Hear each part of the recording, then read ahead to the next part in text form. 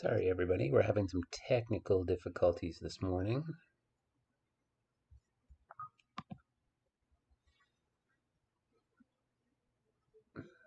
Just having some technical difficulties, my apologies.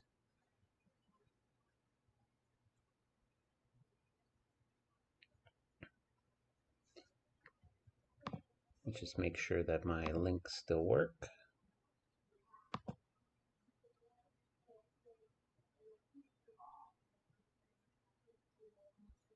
Nope. Okay, need to resend it. Remove that. Share. Copy.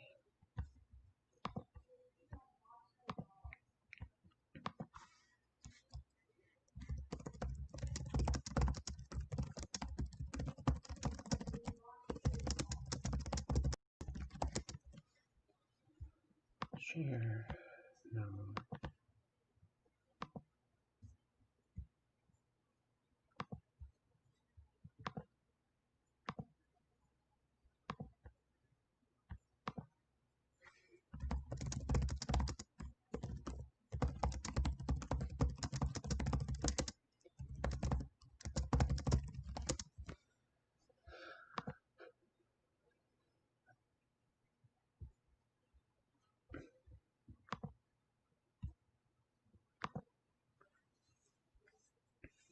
All right, hopefully that link will work. All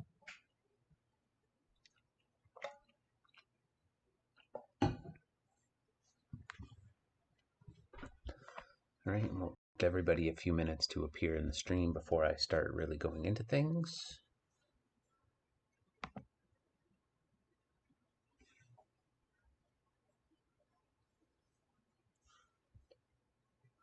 Please make sure to say hello in chat when you appear. My apologies for the technical difficulties.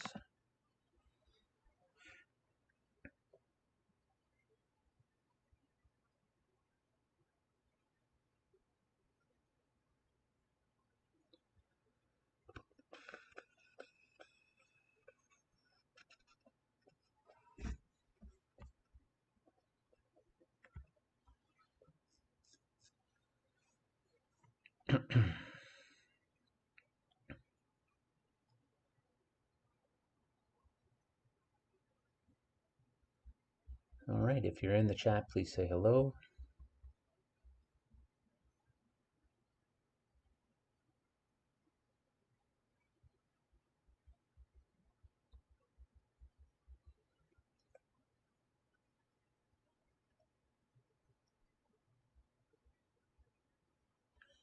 Good morning, Arwen. Sorry for the technical difficulties. Just could not get my streaming software to play nicely with YouTube this morning, but I think it is now finally working.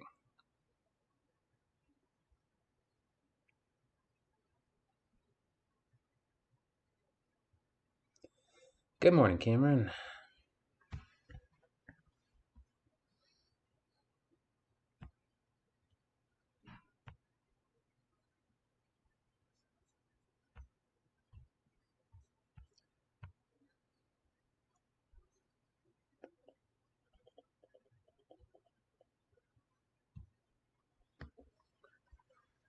All right, so we'll give it 2 more minutes and then we'll see who appears.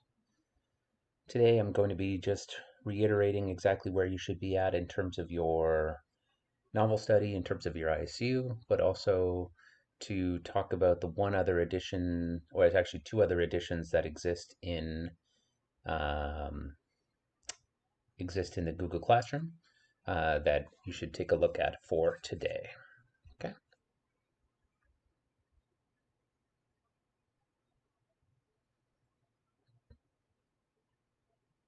Good day for those of you who just joined.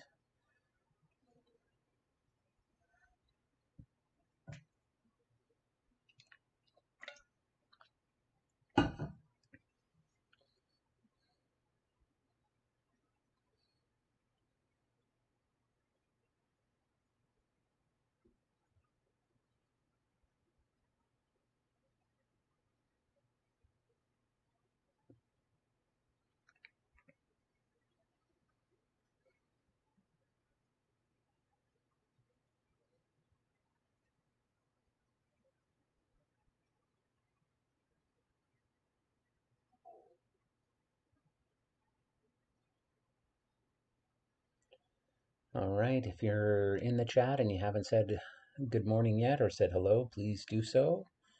Just like to know that you're out there.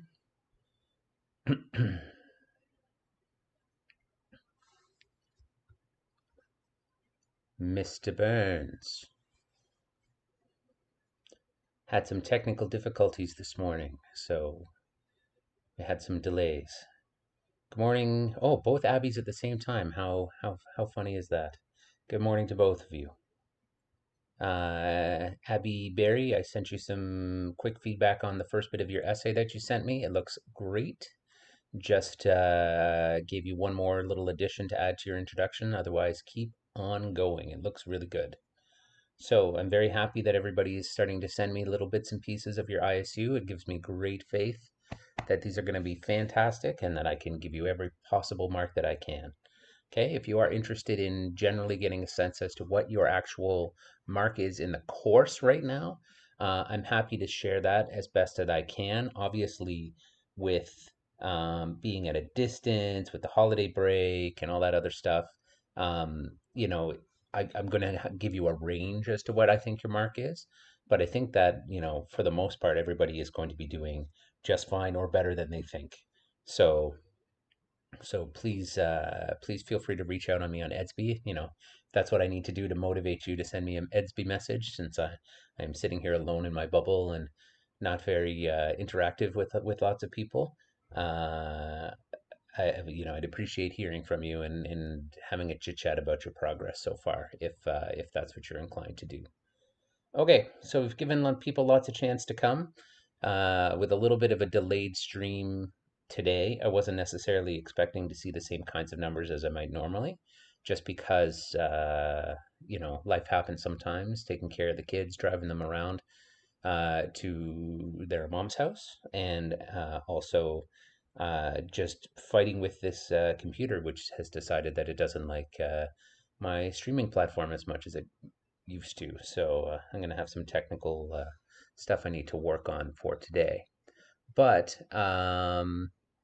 looking at the Google Classroom for today, which I'm just going to flip over to right now, right? We're chewing through all of this stuff, but today, as you can see, we're up to the 14th, and the 14th has a couple of other additional things on it. All right, so for the Marrow Thieves, you should be living somewhere around pages 200 to 220. Now, again, you have the audiobook. So if you're somebody who does not read fast, you have the opportunity to chew through it using the audiobook as your assistant. You should be able to get through it. If I take a look at the chapter questions, each one has a page number listed. So part 1 is up to page 51. Part 2 is up to page 100. Part 3 is up to page 137. Part 4 is basically up to page 200. Okay? So from today forward, I really am going to be looking for the first 4 parts of the novel study questions to come in. If this part down here, part 5, doesn't come until somewhere in the middle part of our further week together, that's fine, right? So if you could aim for part 4 to be finished before the week is out, or send it to me, early, next week, just clean it up, that's fine. If part 4 has to wait for a little bit until that latter week as well, I can live with that. But I'd really like part 3 to be cleaned up this week for sure, 100% for sure. Okay, so that's the first thing. Second thing is the ISU, obviously. Continue to work on your ISU. It would be really great if everybody could send me at least a portion, if not a good chunk, of your essay. A few people have sent me introductions, first body paragraphs, so I can give them feedback on things like how to add citations, how to have quotations, using that point proof comment format that I went through yesterday. If you haven't seen it yet, if you go on the stream portion of the course, I have uploaded it right here, right? So this is the example of how to do a body paragraph in a very simple structure that will pay off in terms of marks, okay? So please continue to work on your ISU essay, pull through it as best you can. Okay, so those are the two things that have sort of existed always. Let's look at the two things that are new on the list today. So the first one is this We Are All Treaty People review of learning. And the second one is a short story with a few chapter questions.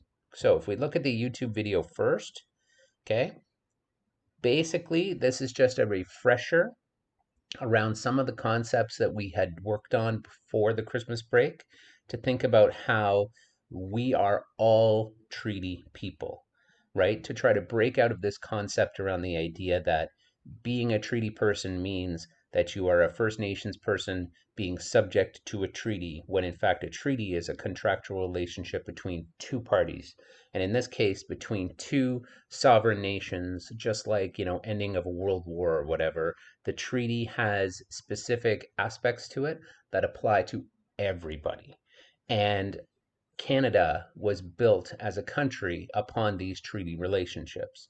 And if Canada had not benefited from the economic and social implications of those treaties, we would not exist as we exist today. Even if your family is new to the country, that is still something that applies to who you are, because the foundations, the bricks and the mortar of our country is built upon the benefits of these treaties, whether or not they would be rights to land resources, rights to mineral resources, rights to passage through particular areas, be it our trains, our highways, and so on. It's all there, okay? So this video, it's 24 minutes long. I have not included any work around it. Obviously, I'll be able to check to see, basically if you guys have clicked on it or not. But that's really all I'm looking for. If you're not engaged with this to the point where you're not willing to sit down and just watch a 24-minute video, then obviously I have some more work to do to get through this idea about the sort of social responsibility and social contract that should be existing between all members of our country. But I feel that everybody has done some good work and has started to come along in that growth around being anti-racist, around being engaged with this, so that you might be willing to watch a 24-minute video about being a treaty person in our country. It says if you missed the Karos blanket exercise, obviously because of social distancing, COVID, all that sort of stuff, we didn't get to do the Karo blanket exercise. So don't worry about that second sentence, okay? But this is an excellent summary. So please spend some time today and just watch it, re-engage with some of the language, re-engage with some of the vocabulary. And so that's one expectation for today. The second is a short story. When I say short, I'm going to read it out loud to you right now. So it's not going to be that super long if I can do that within a live stream before my laptop dies. So there's different expectations on this assignment depending on whether or not you're in the workplace course or whether or not you're in the college course. So let's just go over those expectations right now. So it says, read the story and answer the questions on the worksheet. Everyone must complete the settings section. Okay, so the first section of it is called setting. The college course will complete 2 other sections of your choosing from the worksheet, and the workplace course will complete 1 other section. So I'm just bringing up the worksheet right now. Oh, I don't even need to. I actually already have it open.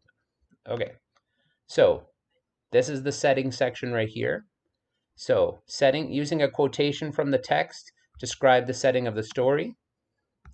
Suggest why the author would include such extensive description of the setting. Explain how this contributes to your understanding of the importance of the land in Indigenous culture.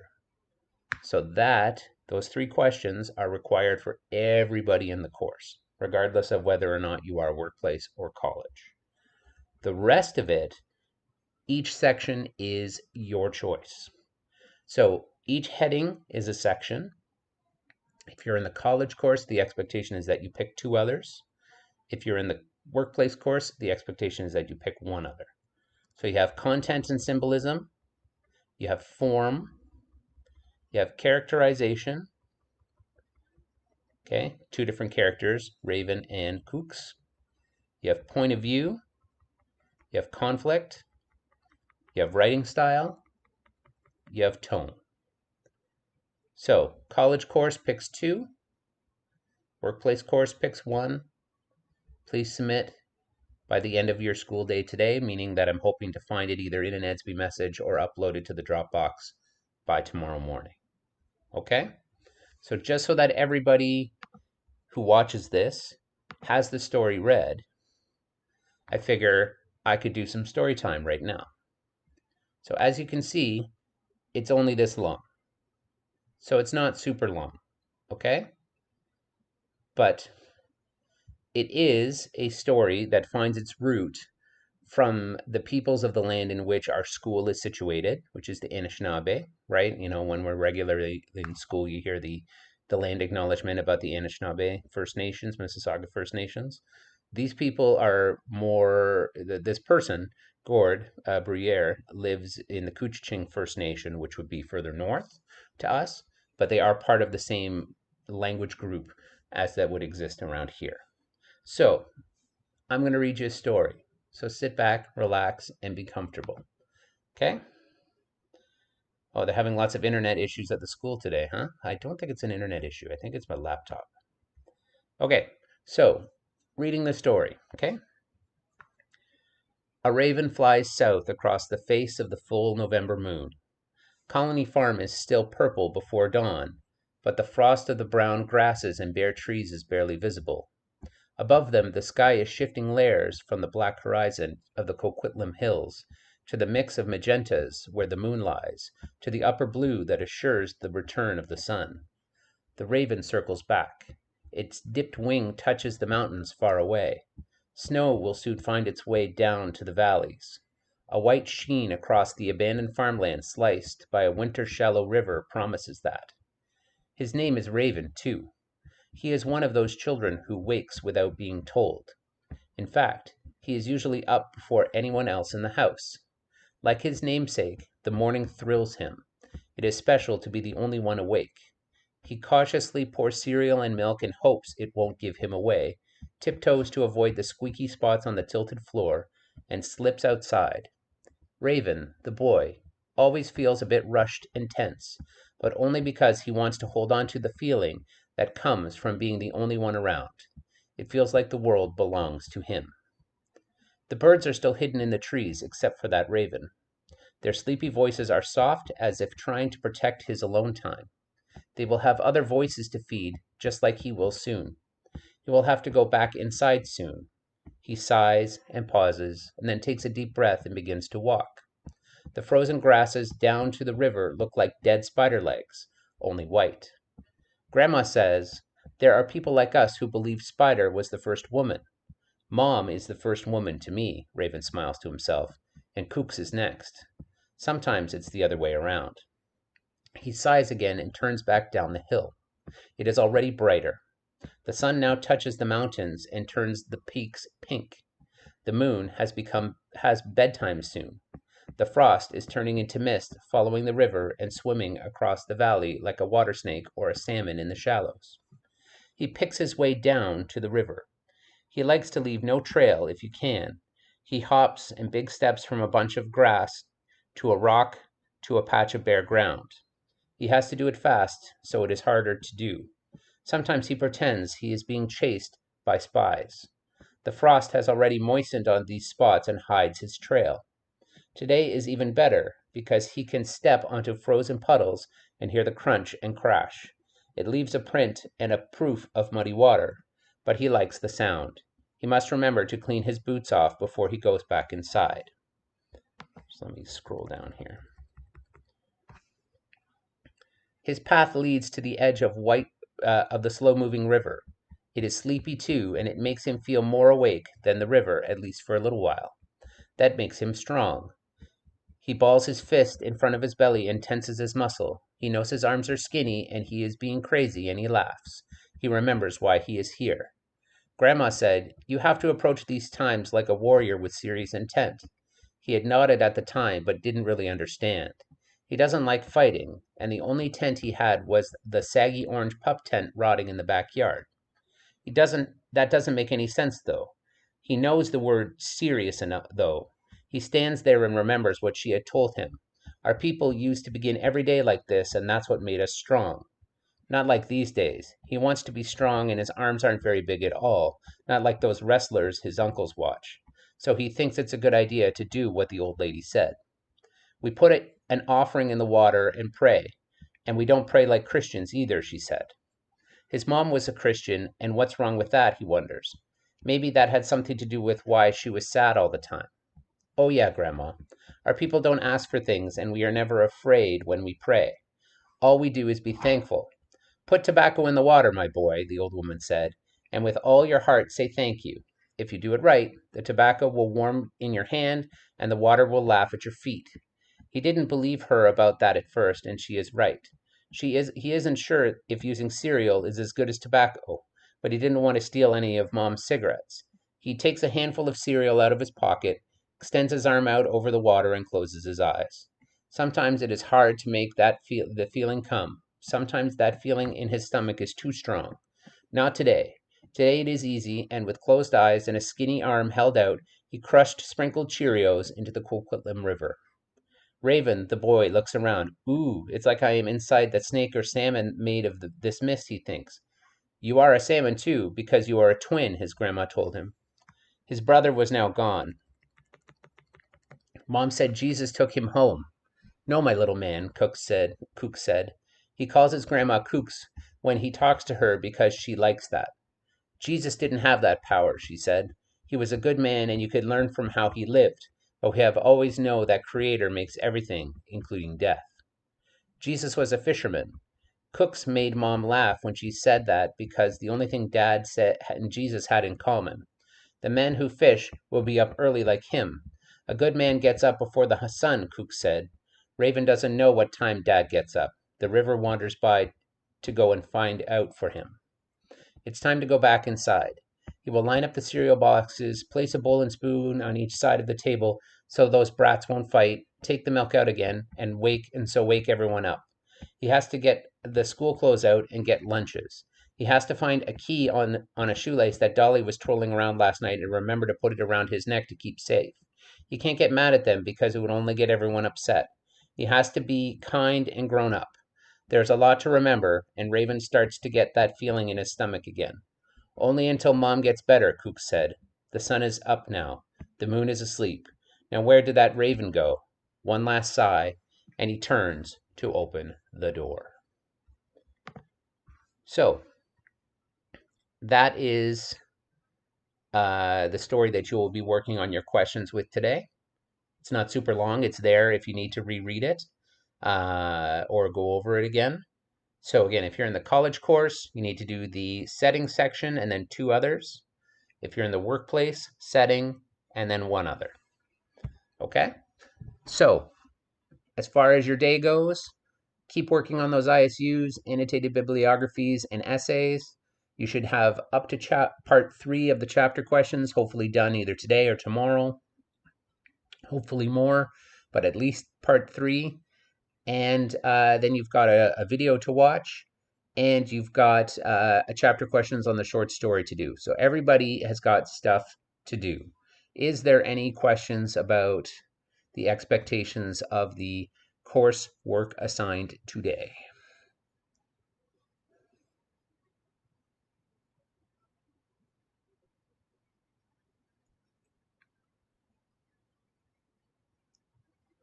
All right, if there are no questions, obviously the Google Meet will be open at 1:30. If that changes, you can send me an EDSB message anytime. You can also send Mr. Burns an EDSB message anytime, I'm sure, as well. He's also listed as a teacher in the course. But overall, we are here. Won't let me edit it or download it. Should I just copy? You could certainly just copy it, but I will also play around with the settings to see if I can fix that. Okay? In the meantime, you can do that. So I will work on figuring out what's wrong with... I'm having all sorts of technical problems today. What's going on with this? So let me just see what's going on here.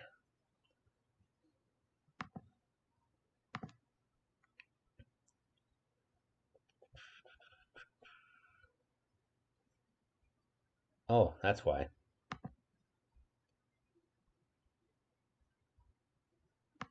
Let's try that, maybe?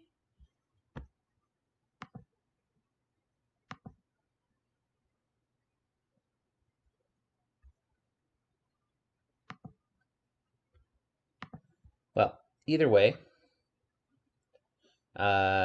just do what you can with this. I changed it to edit file, but I'm remiss if to see if whether or not people are only going to do it in one place. I'm still learning how Google Classroom works. So we'll see what happens. But either way, the questions are there. Just make sure you're uploading it and sending it, okay? I will try to figure out what's going on with that if there's a better way to do it. Okay?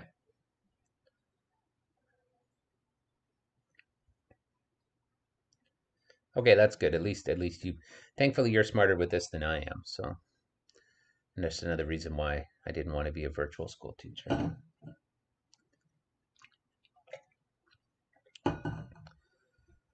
Okay, other than that, I've got nothing else other than to say good luck, good work.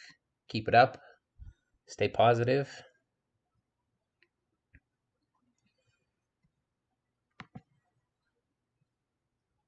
and we'll see you this afternoon.